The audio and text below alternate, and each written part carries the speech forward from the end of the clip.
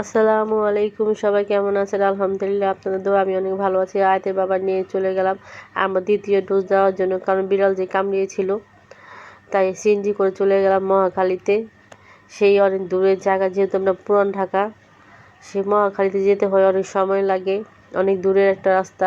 আমাদের আশেপাশে কোনো টিকার কেন্দ্র নাই যেই ধরনের, এবং ঢাকা মেডিকেল থেকে দেয় না। সেই আগেবার আপনার বলেছিলাম, সেই জন্য আমাদের মহাখালী যেতে হয় অনেক দূরে। এইটা হলো ঢাকা টিসি মোড়, এমন কেউ নাই এই যে এখানে না আসে, কারণ এই জায়গাটা বসলে এটা অনুভবটাই অন্যরকম হয়। বিয়ের আগেও আমি অনেকবার আসছি এই জায়গায়, খুব ভালো লাগে এই জায়গায় আসলে। এই চলে আসলাম টিকা কেন্দ্রে মহাখালীতে। সিএনজি ভাড়া দিচ্ছে আয়াতের আব্বু। ওরে বাপরে বাপ, সিরিয়াল দেখে তো আমার মাথা পুরো নষ্ট। আয়াতের বাবার বললাম, তোমার টিকা তুমি দাঁড়াও বাবা, আমি রোজা থেকে আমার মাথা নষ্ট হয়ে যেতেছে দেখে। কারণ সেই ভিতর থেকে বাইরে পর্যন্ত শুধু মানুষ আর মানুষ।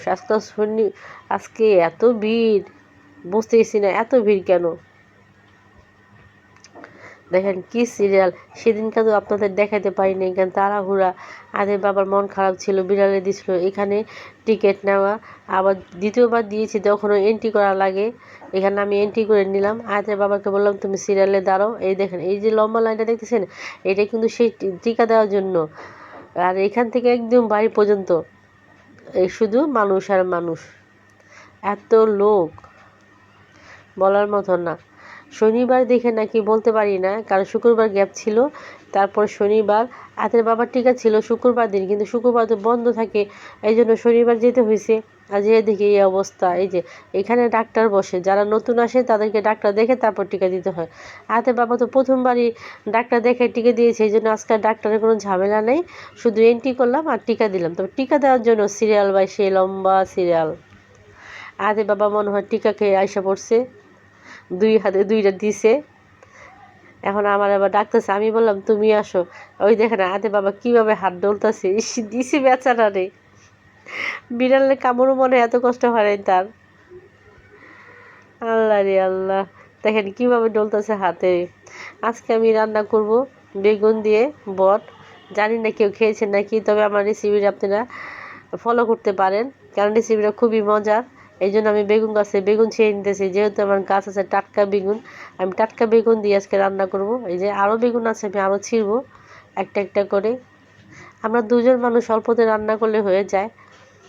এই যে আমি সবগুলা বেগুন ছেড়ে নিতেছি, এগুলো মোটামুটি হয়ে গেছে। সাথে দুই একটা আলুও দিব, কারণ ভাজির মধ্যে যদি আলু না দিই তাহলে কিন্তু স্বাদ পাওয়া যায় না। অনেক সময় অনেকেই বলে কথার মধ্যে কথায় যে সব তরকারিতে জিরা, তাই আলুর মধ্যে যদি না দেয় সব তরকারিতে তাহলে কিন্তু তরকারি মজা হয় না। এই যে বেগুনগুলো আমি কেটে নিলাম, এই যে আলু দিয়ে দিলাম সব তরকারি জিরা আলু, কারণ আলু সবাই পছন্দ করে না, সব তরকারি মানুষ আলু দিতে, আলু খেতে চায় আবার দিতেও চায়।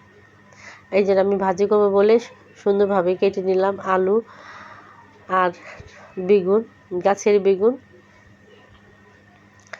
আমি ভাজি করবো বলে যেহেতু সবজি, এই জন্য আমি পেঁয়াজটা কম দিয়েছি। এই যে পেঁয়াজ দিয়ে বট দিয়ে আমি কষিয়ে নিব ভালো করে, ভাজা ভাজা করে নিব, যাতে ঘ্রাণটা খুব সুন্দর আসে। বটটা একটু আমার রান্না করা ছিল, এই জন্য আমি ওইটা দিয়ে দিলাম। এখন সুন্দর করে আমি ভাজা ভাজা করে নিব। আমি সাথে কিন্তু আমি কাঁচামরিচ আর পেঁয়াজি দিয়েছি, এখানে আর কোনো মশলা দিইনি, কারণ বটের মধ্যে মশলা ছিল। এই যে আমি বেগুন আর আলু সব দিয়ে দিলাম এবং সুন্দর করে নেড়ে মশলা মিশিয়ে দিলাম। এখন ভালোভাবে কষিয়ে নিব আমি এটাকে, কারণ অনেকক্ষণ কষিয়ে ভাজা ভাজা করে নিব।